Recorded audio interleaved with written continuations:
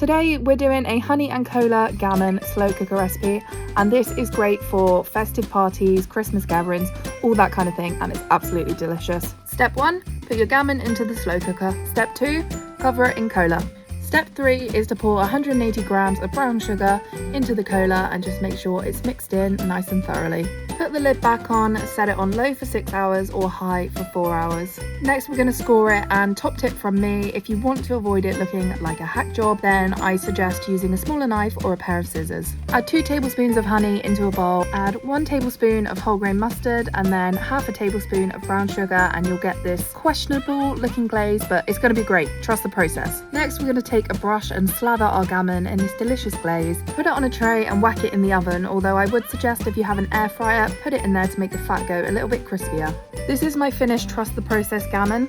Let me know what you think down in the comments and make sure you're following the On a Budget page.